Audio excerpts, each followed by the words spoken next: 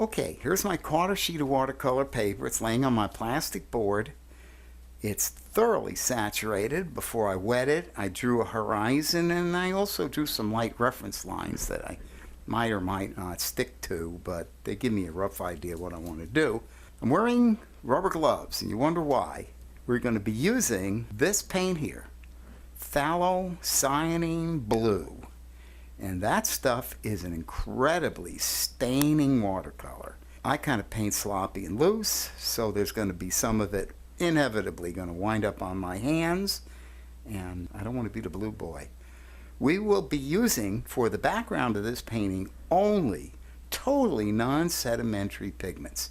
So that would be this, and this have no sedimentary properties at all, which kind of means that the particles are about the same weight as the water they're floating in. They're not going to settle out. They're going to kind of diffuse out. We're going to need a blue sky up on top. We're going to need a pretty good amount of paint here.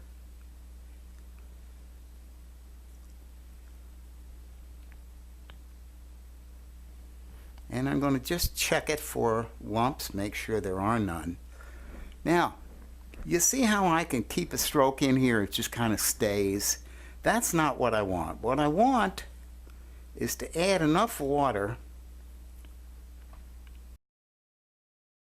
so that the stroke doesn't stay very well. Maybe a little bit more than this. Also, I'm thinking I probably don't have enough, so I'll just make up a little bit more here. Okay, my lumps are all broken, are they? Yep, looks that way. I think so. I want to be wetter. Now, I don't have to be too wet. Why not? Well, where's the water? The water's in the paper. Any water I put on top is going to be just that. It's going to remain on top. Take a look. I'm not going to paint this thing this way. I'm going to paint it this way, or approximately so, because if I paint it this way, I'm going to starve the brush for paint before I reach the end of the stroke. So I'm just going to put a little bit of paint on at a time and make sure that the paint I put on is uniform all the way across. I'm going to need a lot more than this, because we want the sky pretty dark up on top.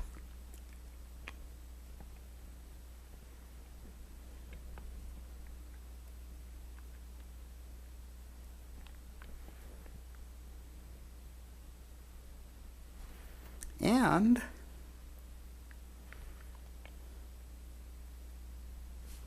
we also want the sky pretty dark here on the bottom,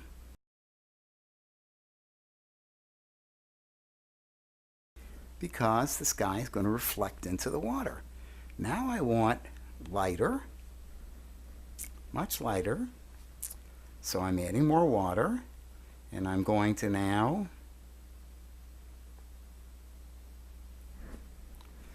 I'm going to want it much lighter.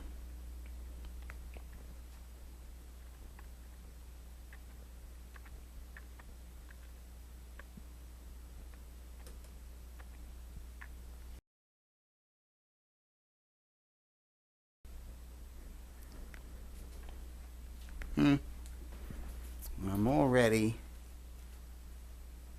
dripping into my painting. Not a good practice. Much lighter.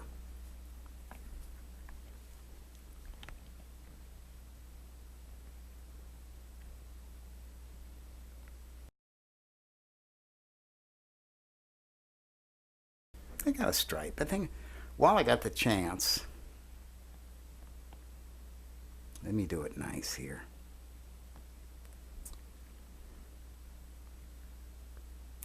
Yep, there we go. That's a lot better, isn't it? And now I have to thin this out fast.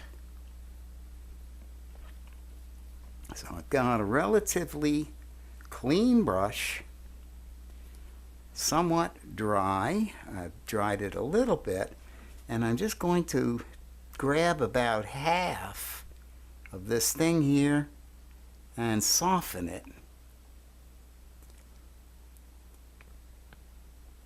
It will diffuse down over here. I think I'm going to put a little more water on it too.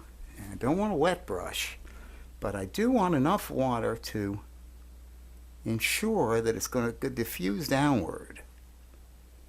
I can see a nice shine on the surface. From your angle you can't, but I can see it's pretty shiny there, which means there's plenty of water.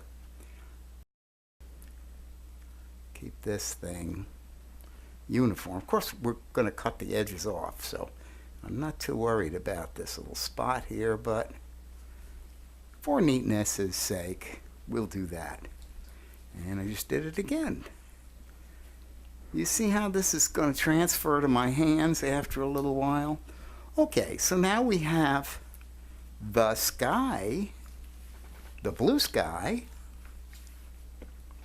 Now we're going to need the sunrise sky. I've rinsed my brush so it's nice and clean. Now let's get some sunrise color, and we're going to stick with totally non-sedimentary color. Whoa, that's plenty. Now that's a little too blood red for me. I'm going to take off the wet stuff from the brush, take some orange here. Well, maybe that's a little orange. I don't know. I think I want more red again. Okay. Whatever this is, I'm going to accept it. Oh yeah, I like that. And we're going to kind of do the same thing. Make it smooth. We're not trying to mix color on the paper here, which I love to do, but we're going to mix it on the palette. And so we want this color uniform. And the same thing as the blue. I want to see my strokes disappear, somewhat at least. And then I'm going to lay down my sunrise right on the horizon. There's my sunrise. More sunrise. And now I'm going to work it out pretty much the way I did in the sky. In the blue sky, I'm going to start to fade it out.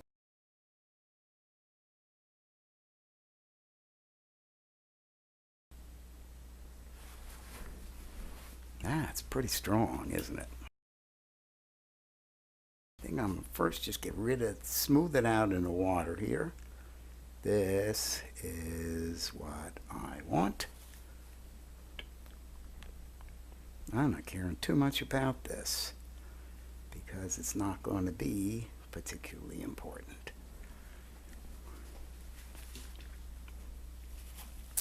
Fairly dry brush and do this. Now let's go back here. Let's not let anything dry over here. I'm going to add a lot of water because I'm making it thinner, the same way as I did in the sky above.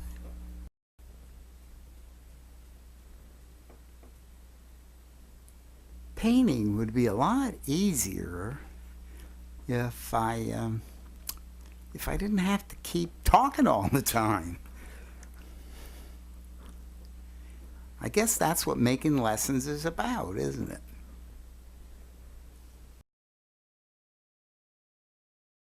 Well, forgive me if this doesn't come out perfect. Demos never do. I like this. This is kind of sweet over here. See how I'm going to do this? Slowly. Not enough color there. That's pretty good.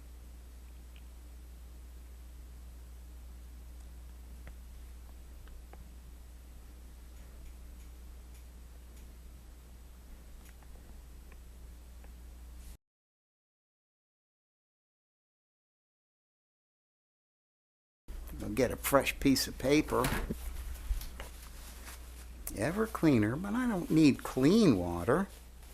I just need a semi-dry brush.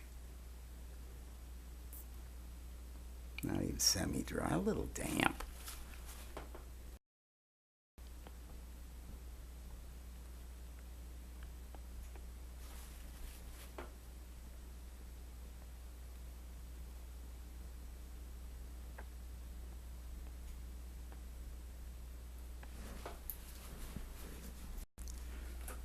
Now, we're going to clean up the edges. I'm going to remove any water that might be on the edges, because what I don't want is anything pooled here that as the paper dries, it could run back into it. I don't want that.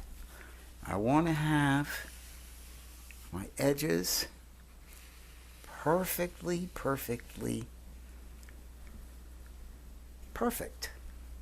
so that I don't get runbacks, so that I have a nice smooth sky. Because after all, that's what this lesson's about, is how to make you a smooth sky in a sunrise or sunset. And now for the greatest secret of all, the most important thing we can now do is leave it alone.